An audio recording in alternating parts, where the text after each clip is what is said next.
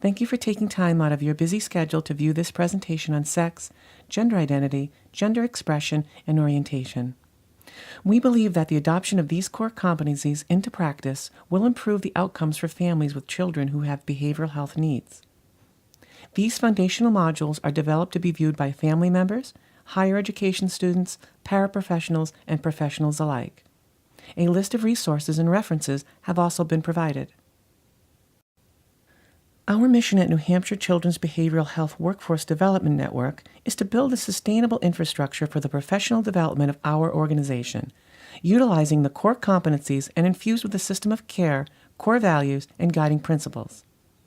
The need is for New Hampshire to have an adequate workforce and infrastructure in place to support those who work with children, youth, and families. The New Hampshire Children's Behavioral Health Core Competencies were developed in 2011 by a representation of diverse groups, including child-serving community mental health providers, family organizations, as well as state policymakers and university staff. The goal was that the competencies would become the first step in developing a systematic and comprehensive human services infrastructure. The competencies were developed using the system of care core values and principles as their foundation. There are 7 domains which include family-driven and youth-guided practice, cultural and linguistic competence, childhood development and disorders, screening, assessment and referrals, treatment planning, interventions and service delivery, systems knowledge and collaboration, as well as quality improvement. The competencies are organized for professional staff by levels of knowledge and skills in each domain. The 3 levels are foundational, intermediary, and advanced, all designed to identify the skill level of practitioners, noting that they're fluid and not specifically tied to a certain formal education, training, or position title. This is one of a series of modules designed to support the development of those core competencies in the children's behavioral health workforce. A copy of the report can be accessed at the link provided at the end of this presentation. Hi, my name is Chloe Lacasse, and I'm a member of Rights and Democracy, as well as part of their Transgender Organizing and Leadership Development Team, which we like to call TOLD. Having been born in a time long before societal awareness, my fate had been sealed by the letter M. And with that, I was thoughtfully and lovingly taught the countless expectations and limitations that that letter carried along with it. As a result, I lived a life filled with depression and deep-seated self-consciousness, forever underneath perpetual gray skies. That wasn't until 2016 when the countless clues finally came together in a cinematic fashion. I was transgender, an epiphany which continues to amaze and enlighten me each and every day. Those dark gray skies, which had become normalized over the years, they parted without protest, finding me standing free in the sun's bright light. I saw for the first time a future filled with limitless potential and so much hope. And with this new love of self came the need to share my person and story. My hope is to enlighten and educate others on what it means to be transgender. I was introduced to RAD via an art exhibition in which featured transgendered artists like myself. And life, it seems, isn't without intent, as that introduction has found me here narrating this presentation. And with this, I'm pleased to present this module on sex, gender identity, gender expression, and sexual orientation. Learning objectives. Upon completion of this module, you should be able to identify the difference between sex, gender, and sexual orientation, understand the differences between binary and continuum, as well as list one strategy or resource for improving your organization. So why participate in this online training? Well, the statistics speak for themselves. Every day, members of the LGBT+ community are being excluded, harassed, and victimized. We need to educate peers and allies about the issues and disparities that exist in this community by working to improve services, policies, and procedures within the organizations that we work for. I invite you to pause this video to read and understand these statistics. Here are some stats from the Family Acceptance Project. Again, please pause this video so you can fully read and understand these statistics. And lastly, here are some New Hampshire-specific stats.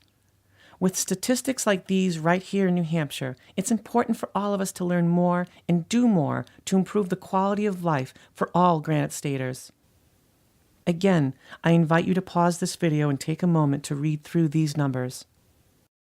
Now that we know more about why we're participating in this online training, that is to improve the lives of all people here in New Hampshire, we can begin to clarify these 4 terms.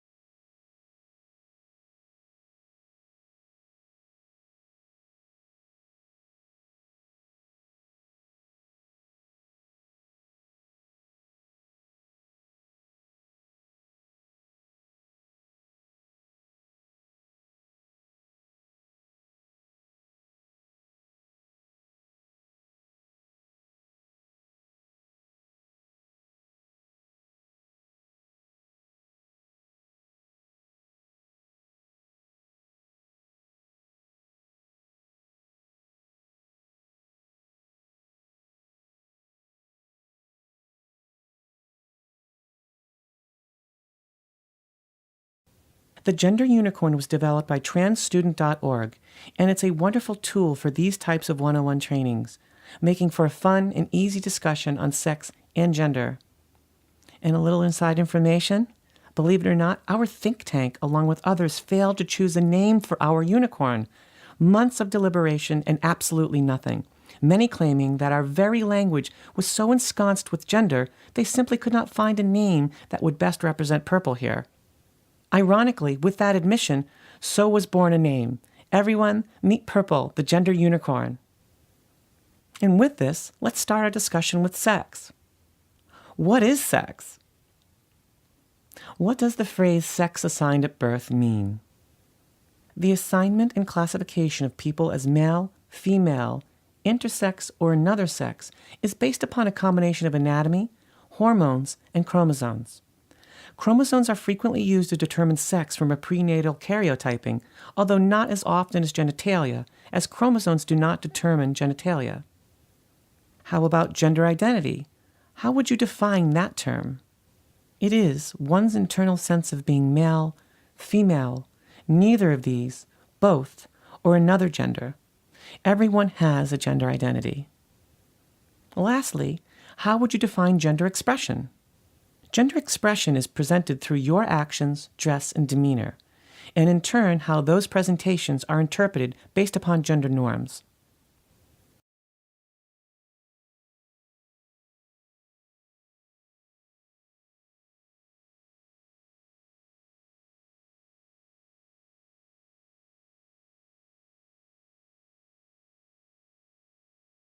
Let's continue to use our friend Purple here and discuss orientations. Sexual orientation versus emotional orientation. Sexual orientation is who we are physically or sexually attracted to, whereas emotional orientation is who we are romantically attracted to. It's important to note that sexual, romantic, or emotional attraction can come from a variety of factors, including but not limited to gender identity, gender expression, presentation, and sex assigned at birth. These subtle variations can be confusing to many cisgender people. Heck, they can be just as confusing to many LGBT+ people as well. More on these very important nuances in a moment.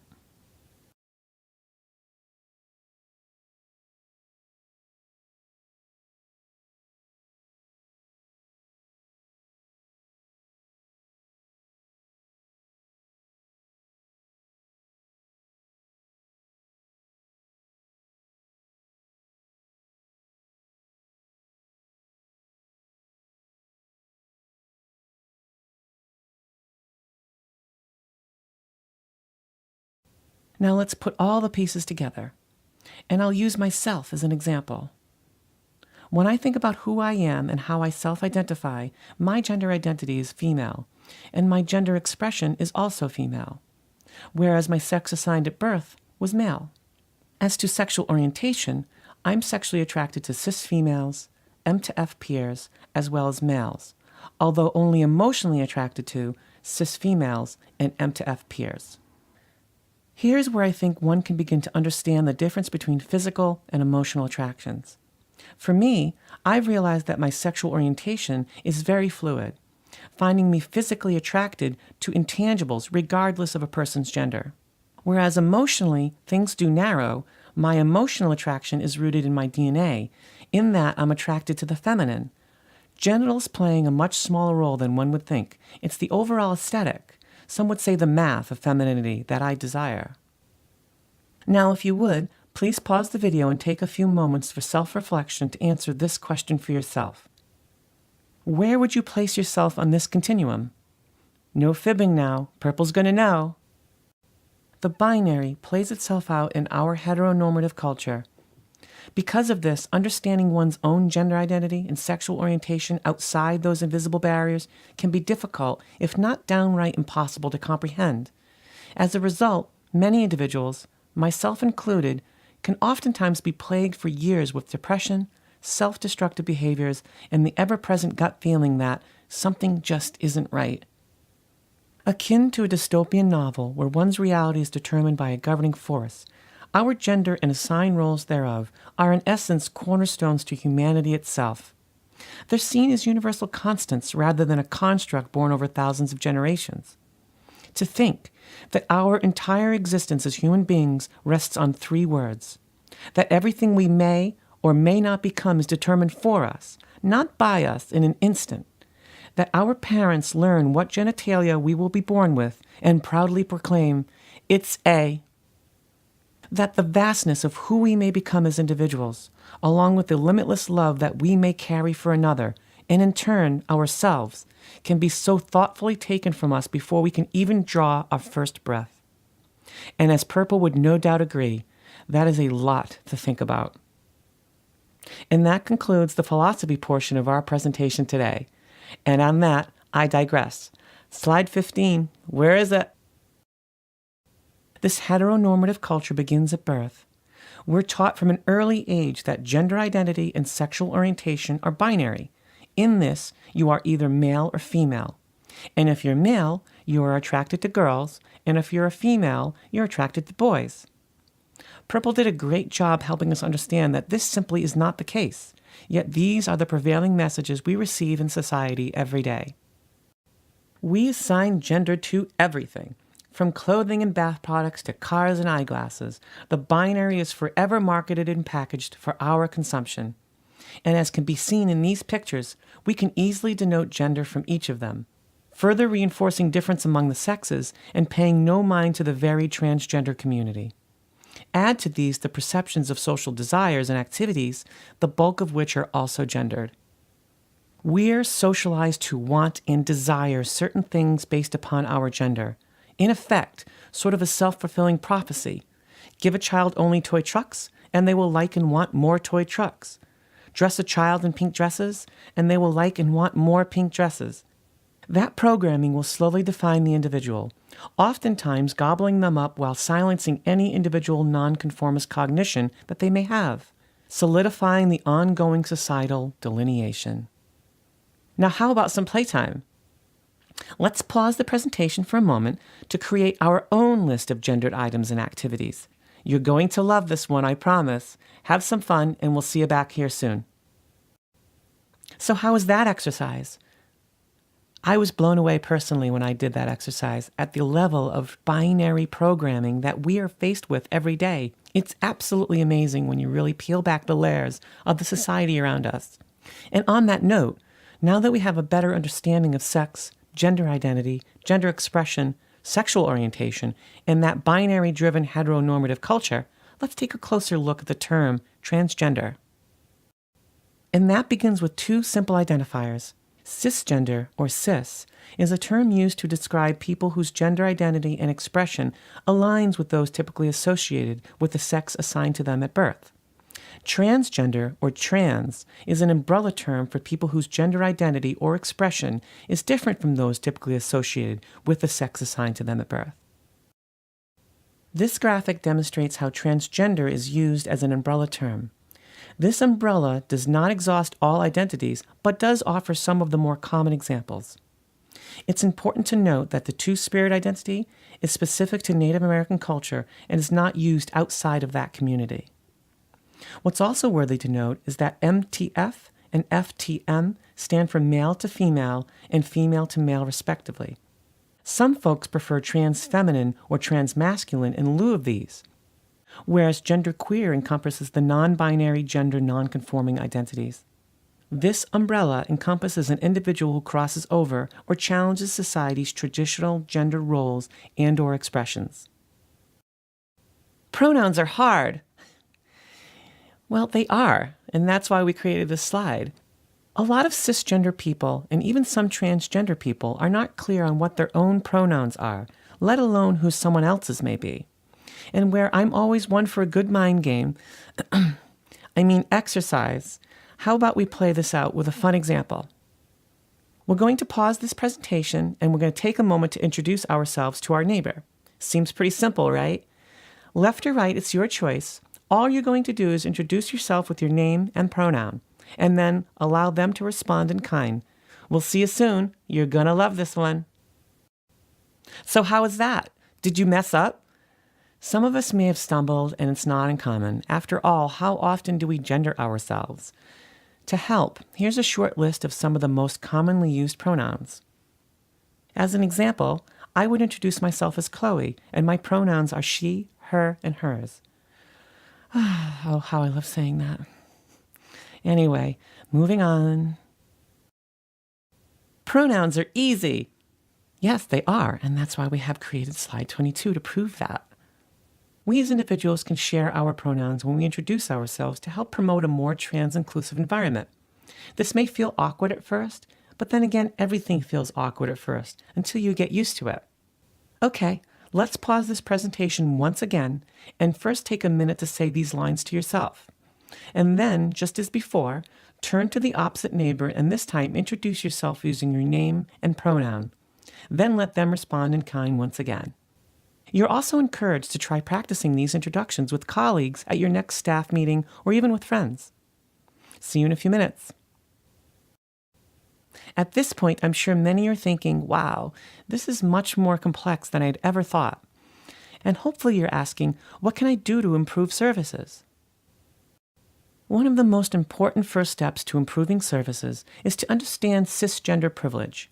An invisible yet profound reality of binary gender norms, a cisgender person can walk around and never have their gender questioned or even think about it themselves.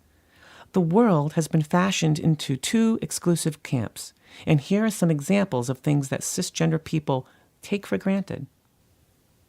Using public bathrooms without fear of verbal abuse, intimidation, or even arrest. Not expecting to constantly defend medical decisions. Not being asked personal questions about your genitals. You know, the what's going on there inquests. Validity as a man, woman, human isn't based upon how much you pass as a non-trans person. Being honest about your gender identity will not impact your dating options. That's a big one, believe it or not. People do not disrespect cisgender people by using incorrect pronouns even after being corrected. Strangers do not ask what your real name is. Cisgender folks are not required to undergo extensive psychological evaluation in order to receive basic medical care. And cisgender people do not have to worry about the gendered repercussions of being arrested. As unimportant as it may seem, being misgendered can pose serious safety risks in a facility that would classify and house you, however benign the infraction or temporary the stay. The list goes on, of course. However, one can see the challenges faced by trans individuals as they live in a binary world. And understanding these privileges can help cisgender folks create a more transgender-affirming environment, which happens to be the very space that they enjoy every day. Creating a transgender-affirming environment begins with listening to what youth are describing and explaining, using chosen names and pronouns, engaging the family, school, and community, advocating for youth to be safe at home, at school, and in the community, finding medical professionals to collaborate with, and developing a network of referrals, medical, community groups, parental support groups, etc., as well as letting your support be seen in policies, procedures, and your day-to-day life. That, I believe personally, is the biggest. The more we advocate and make something normal, the more it will be. We often are asked what terms, such as pronouns, are okay to use. And the easiest way to answer this is, when in doubt, just ask, so long as it follows from appropriateness. Appropriate questions in a clinical setting are not necessarily appropriate outside of one. For example, asking a trans person unsolicited questions about their genitals, surgeries, or sexual preference would be a no-no outside of a clinical setting. No cisgender male or female would tolerate those questions being asked of them, and in turn, they're no less offensive to a transgender person. Asking the question. When is asking about someone's gender identity and sexual orientation appropriate? Asking questions in a clinical setting, however, is appropriate, and it's important to make sure you collect data that is relevant to the person's treatment. There is a best practice for collecting sexual orientation and gender identity, commonly referred to as the SOGI data. Both the Williams Institute and the Fenway Institute agree that the two-step approach should be used. The two-step approach is both simple and will help you measure assigned sex and current gender identity. Here you can see what those two questions are. And following with best practice for gathering data on sexual orientation. Very quick, very simple. Remember, it's your job to stay informed, and it's important to speak up and promote equality in everything you do. We need to be honest and authentic in the work we do with children, youth, and families alike. Lastly, there are places in New Hampshire you can reach out to for more information and to refer youth and families to for support. This module was presented by yours truly, Chloe Lacasse of Concord, New Hampshire. It was an honor to have been your gender tour guide today. Such an important piece of educational material. My hope is that these lessons will be utilized and fostered throughout New Hampshire moving forward. Learning is indeed growing, and if there's one thing I've discovered in my short time since coming out, it would be that it's never too late to learn new things about our world, and more importantly, about ourselves. Hope is ever present if we desire it.